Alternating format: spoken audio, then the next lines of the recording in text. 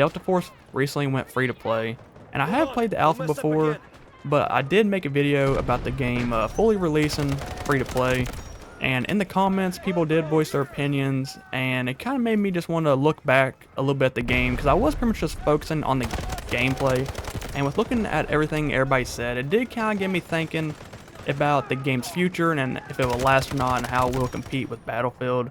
So I kind of want to make a video just kind of voicing my opinions about the game and some of the opinions that other people have said before that I've seen online or in my comments.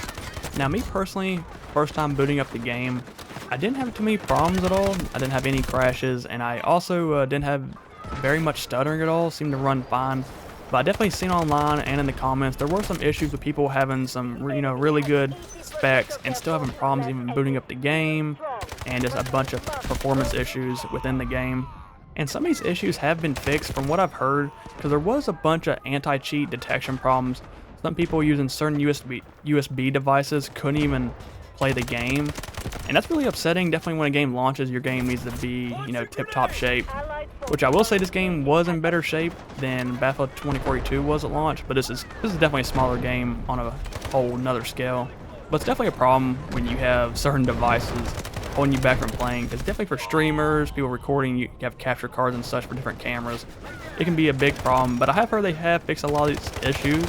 Like I did mention, I didn't have much problems performance-wise, but I really do like a company, which I'm not saying this company does, but I love to see companies pride themselves performance-wise. One thing that bugs me to death is AAA games even with Battlefield. Performance-wise, they kind of let that go. They slack in that area, because I feel like nowadays in the industry, people just expect people to upgrade their specs so much and so often, and honestly, it's just not a feasible thing to do with most people. And I do really think that's how companies will justify lack of performance, even though they do optimize over time. But it's so crucial, like I was mentioning, for a game to be optimized and working well at launch. But like, I know it does vary from experience to experience, but this is not going to go off mine. But people have really been voicing their concerns performance-wise. So I'm hoping they do some more optimization when it is needed and if it's needed. With this being a free-to-play game, my biggest worry is definitely microtransactions. You don't see a lot of free-to-play games do that correctly. I suggest the only one to really do it so well and the game profited so much has to be Fortnite. They really did change the industry. In my personal opinion, what they did was good, but people try to replicate that and they just go a complete opposite direction than what they needed to do with their game. I would have almost rather see this game be priced at maybe a $15 price, because I think it could have got some buyers. Of course, they would not have got the amount of players playing the game. But when you see companies go the free-to-play route, they will go so hard on microtransactions it will turn a lot of people off to the game. And I have heard that the company that published this game does have somewhat of a history with some greedy microtransactions. I believe they made a lot of cell phone games. And with cell phone games, most of them do go free-to-play, so there's going to be some crazy microtransactions, a bunch of time savers. I hate seeing that stuff in games, and I'm afraid that this game does have some of those elements into it. And you can definitely tell with this game, it is kind of set up in a cell phone kind of way with the microtransactions. They have 3 different game passes, which I find is pretty weird. I'd rather just keep it simple, leave it to one. A lot of this game, to me, it's not very simple to understand. There's a bunch that goes into it currency-wise. They do have about 3 currencies, but the first currency is Delta Coin, and this is used to purchase items in the market and in the store. And they do have a Delta ticket, which is something that you can buy. So that's going to be pretty much just a virtual currency that you can buy with real money, and that will get you most things in store. And they also have another called Mandel Coin, which I think is pretty exclusive just to the market. So that's going to be purchasing skins from other people. And there also is a 4th on here, which is keys.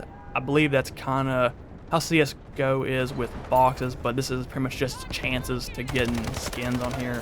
Please forgive me if I am misinterpreting the way the keys work on here, but I do believe that is how they work on here. That's what I've heard, and it's kind of what it looks like. But I just don't like these practices being shown to kids, and obviously kids are going to play this game.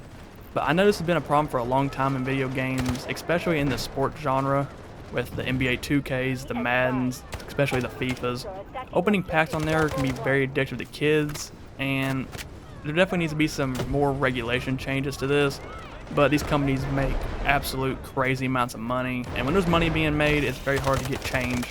But me saying this also is a free game, so unlike those AAA games that are $70 each, this one does have a reason, I guess, to do this.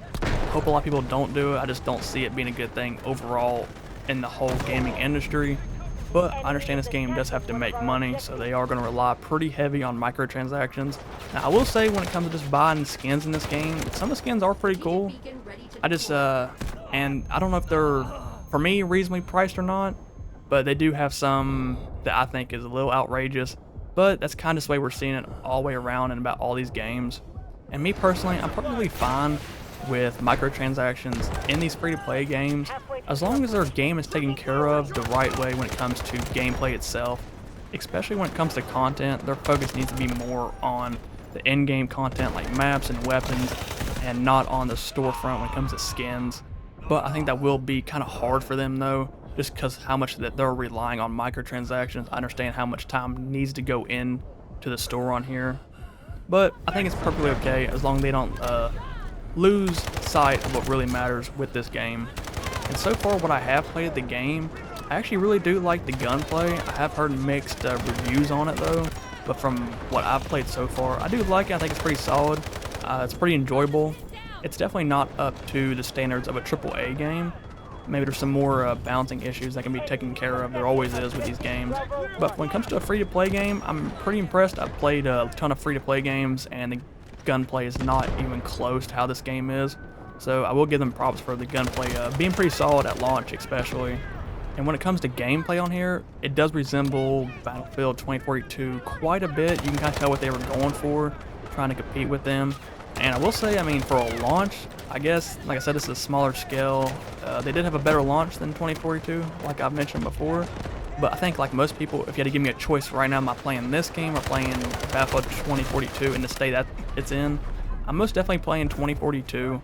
And just because Battlefield 2042 is, they're more polished right now, of course. I mean, it's a big AAA production.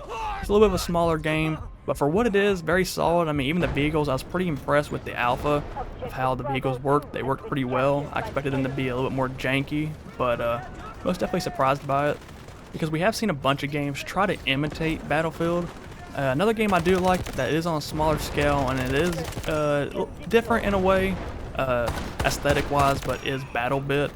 I do really enjoy that game, still play it from time to time, but any of these games that do try to compete with Battlefield, I do see as a good thing. You know, I always love competition. It's the only way that these companies will try to get better, but you can see what a monopoly can do to the industry. Like I've said before, I think in previous videos, I do like playing NBA games, and 2K has a monopoly on the basketball side of things, and because of that, I feel like their games went downhill for so many years, but because they're the only basketball game, they can get away with their game going downhill and their player numbers still going up. It's kind of sad, but that's just kind of what the industry has turned into, at least with those sports games, especially FIFA and Madden. I would love to see more competing football games, more competing basketball games, because like I mentioned, that's the only way you're going to grow and get better, and ultimately that means better games for the players, so I'm always in favor of that.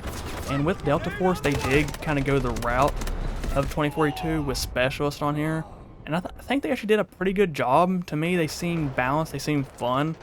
And with 2042, when it released, it was pretty chaotic. Every specialist could have every gadget, so it really didn't make them too unique, but they did go back and add in classes afterwards, how the traditional Battlefield experience always was. It definitely needed to be that way at start, definitely for some balancing issues and to make certain roles mean more. But from my experience, I do think the specialists are balanced pretty well, at least at the start of the game. Now, in the future, they add in more specialists that could become a little tricky, but I really do hope to see them add in more content like that. Now we're down to the ultimate question, and that is if this game is going to last. As of right now, it is a mixed review on Steam. I think it's at 65% positive. And like I've said before, I think what's going to determine the success of this game is going to be its content. They have to keep adding content that people is going to want to play, not just add in these things that just make us have to keep coming back for daily challenges, and because that stuff just gets really annoying. I hate seeing that in games. I know Fortnite done it right, but every other game that's tried imitating it, it's so dreadful. It's boring. People don't want to log in every day because it makes it feel like a job at that point. But I do understand they have to make money off microtransactions, but as long as that money is being put towards what matters, and that is gameplay, the content, I think this game does have a chance of being successful, but definitely relies on them, and definitely relies on the players of how much they want to put in microtransaction-wise.